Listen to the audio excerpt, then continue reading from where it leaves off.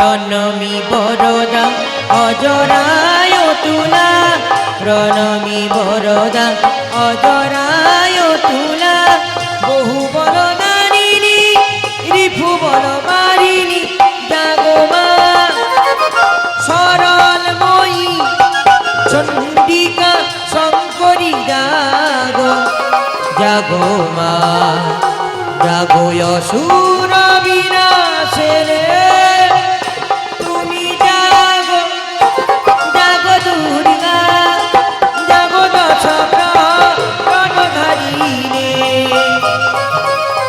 অভয়া শক্তি বল প্রদায়িনী, তুমি জাগো জাগো, তুমি প্রজাপতি দক্ষের আরাধনায় মুক্ত হয়ে স্বর্গের দেবী আত্মা শক্তি মহামায়া শঙ্করী চণ্ডিকা দুর্গা দেখা দিলেন দক্ষের সম্মুখে। দক্ষ প্রজাপতি তব সাধনায় হইয়াছি সন্তুষ্ট, পর প্রার্থনা কর মম পাশে। এসেছেন মাথা প্রজাপতি দক্ষের আরাধনায় মুক্ত হয়ে দিবেন যদি মোর এই প্রজাপতি দক্ষকে এই রূপর দেন মাগো। এই ত্রিভুবনে সবার কাছে রয়েছেন মাতরূপে, কিন্তু মাগো আমি যে চাই আমার কন্যা রূপে। অসম্ভব, না হয় নারী পুত্র মোর এই জগৎ সংসারের মাতৃরূপে পূজিত, তোমার গিয়ে কন্যা রূপে থাকিতে আমার যে বড় ভয় করে। বললেন মাতা আমার রাজভে কন্যা রূপে থাকিতে ভয় হয়, তাহলে ভাববো আমার আরাধনা পূর্ণ হয় নাই। এই অসম্পূর্ণ আরাধনাকে পূর্ণ করিতে আমি গভীর তপস্যায় বসিব। শান্ত হও দক্ষ প্রজাপতি, তব সাধনায় হইয়াছি সন্তুষ্ট, তবে তাই হোক। এই জগৎ সংসারের মাতৃরূপে পূজিত হলে তোমার গৃহে থাকিব কন্যা রূপে। মনের আশা পূর্ণ হয়েছে মাগো, মনের আশা পূর্ণ হয়েছে। এই মনের আশা পূর্ণ করে আমি ফিরে যাই আমার রাজপ্রাসাদে।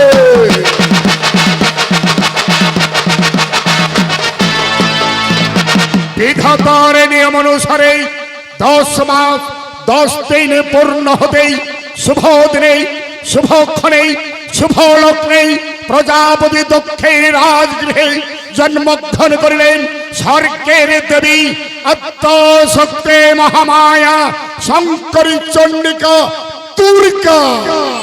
প্রজাপতি দক্ষ আনন্দে বিভোর হয়ে উঠল। কন্যা জন্মগ্রহণ করার সাথে সাথে তাহার রাজমহলে শুরু করলো কন্যার জন্মোৎসব।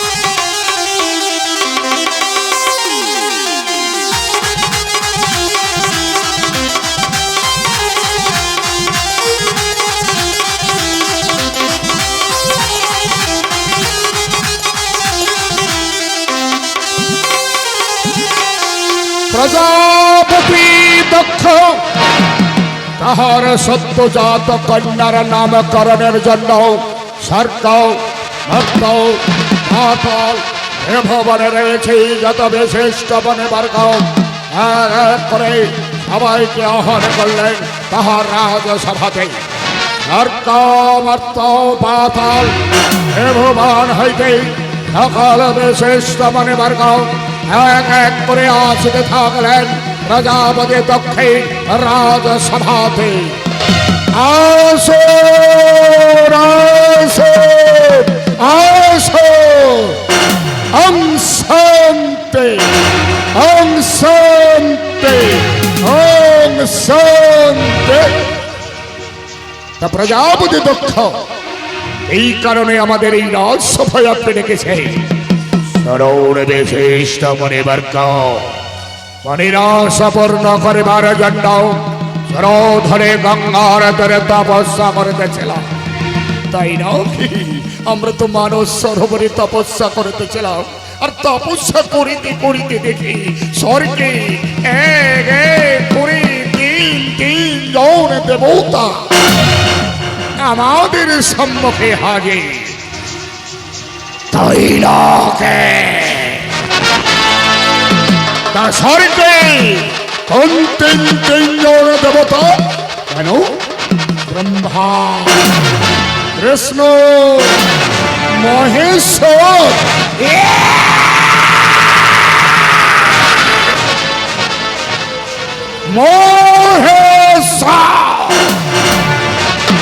এই ভস্মগাজ ভাঙে শশার মশার বড়ে থাকে স্বর্গে দেবতা।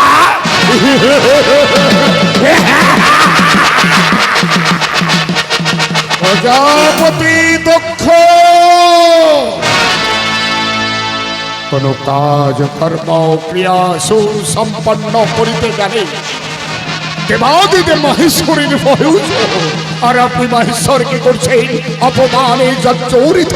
না না, এই মুহূর্তে আপনার রাজপ্রাসাদ পরিত্যাগ করে আমরা নিজ আলয়ে গমন করলাম। না না, আপনারা কেউ যাবেন না, এবং আমি আর কখনো করব না। এজরে নিজ নিজ আসনে উপবেশ করো। ওম শান্তি ওম শান্তি ওম শান্তি। প্রজাপতি দক্ষ এই কারণে আমাদের এই রাজসভায় আপনি ডেকেছেন সরৌর বিশিষ্ট মনিবর্গ মনিরাশাপূর্ণ হয়েছে আমার রাজগৃহে জন্মগ্রহণ করিয়াছে আমার এক সদ্যজাত কন্যা। আমার কন্যার কি নাম হইবে আপনাদের তা নির্বাচিত করে দিতে হবে। তাই না? এ তো আনন্দের কথা। প্রজাপতি দক্ষ কাল করণ অপেক্ষা ধ্যানস্থ হয়ে দেখি আপনার কন্যার নাম কি রাখা যায়। প্রজাপতি দক্ষ আমরা ধ্যানস্থ হয়ে দেখলাম আপনার কন্যার নামে যদি দুর্গতি না আসেনি দুর্গা রাখা হয়।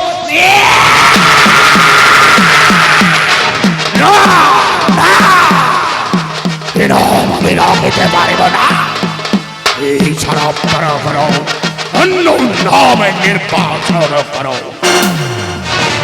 ঠিক আছে প্রজাপতি দক্ষ পুনরায় ধ্যানস্থ হয়ে দেখি আপনার কন্যার নামে কি রাখা যায়। প্রজাপতি দক্ষ পুনরায় ধ্যানস্থ হয়ে দেখাম আপনার কন্যার নামে যদি গৌরী রাখা হয়।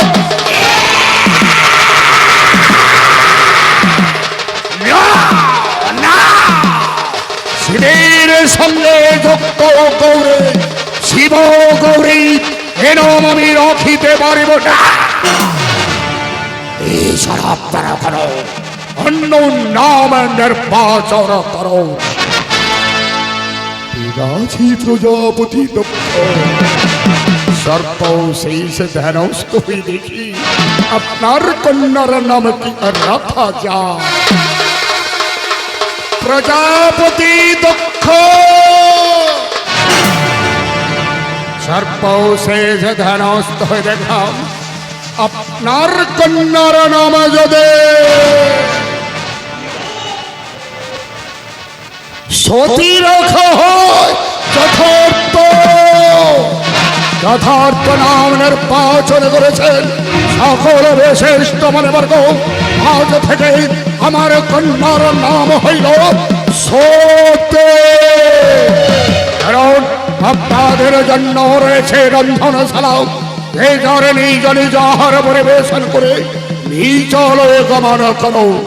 ওং শান্তি ওং শান্তি ওং শান্তি। দিনের পর দিন যায় সতী বড় হতে থাকে। একদিন সতীর মা সতীকে কাছে নিয়ে নিজের মনের মতো সাজাতে থাকে, আর সতী মায়ের কাছে আনন্দে আনন্দে সাজতে থাকে।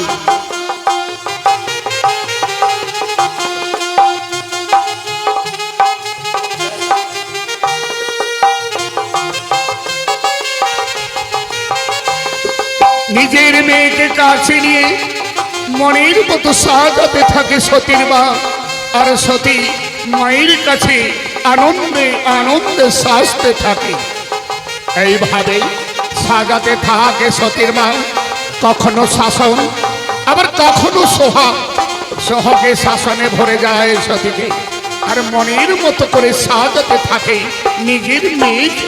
এইভাবেই সতী সাজতেই থাকে মায়ের কাছে আনন্দে আনন্দে। আনন্দ কত আনন্দ সতীর মনে, সাজতেই সাজতেই শাসনে শাসনে সোহাগে সোহাগে ভরে যায় সতীর মন, আর আনন্দে আনন্দে সাজতে থাকে মায়ের কাছে।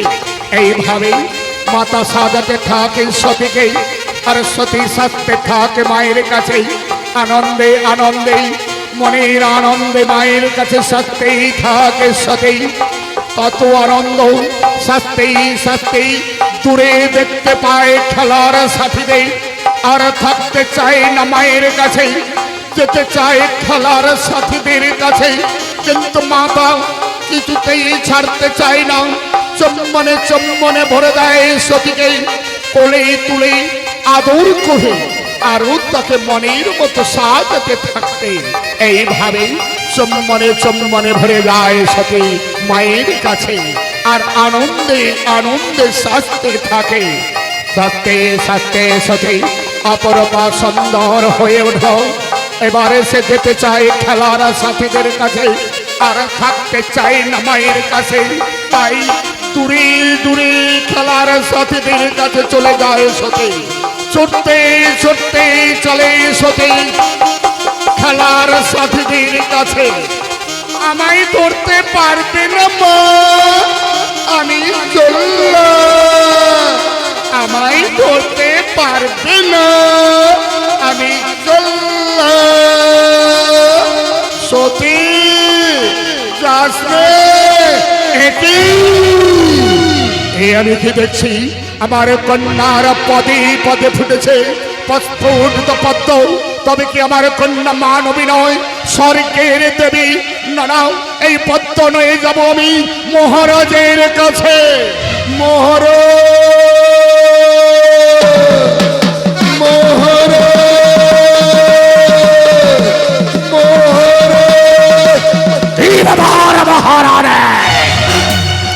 মহারাজ মহারাজ বলে রাজমহল তুমি কাঁপে তুলছো, বলি তোমার কি মাথা খারাপ হয়ে গেছে?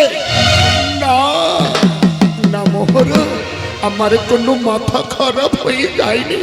কি বলবো আপনাকে সে কথা? কি কথা? এই কথা তুমি নিজের মধ্যে গোপন রাখতে চাইছো?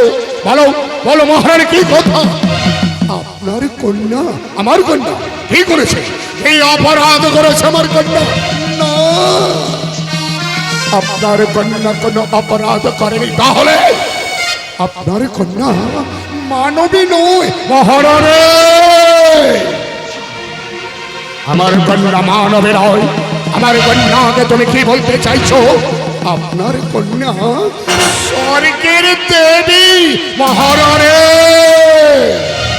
কি দেখে বলছো তুমি আমার কন্যা স্বর্গের দেবী?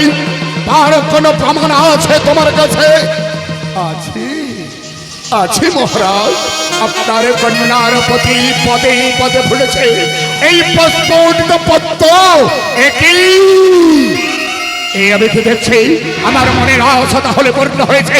আমার রাজগৃহে জন্মগ্রহণ করেছে স্বর্গের দেবী আত্মা সত্য মহামায়া শঙ্করী চণ্ডিকা দুর্গা। আমি আমার সতীমাকে দেখতে চাই এই মুহূর্তে। আমি আমার সতীমাকে দেখতে চাই। বলো বলো মহারানী, আমার সতীমা কোথায়? আমি তো তা বলতে পারবো না মহারাজ। এই মুহূর্তে আমার কাছ থেকে ছুটতে ছুটতে চলে গেছে খেলার সাথীদের কাছে। এই মুহূর্তে আমার সতীমাকে আমি দেখতে চাই। এই মুহূর্তে আমার সতীমাকে আমি দেখতে চাই। সতী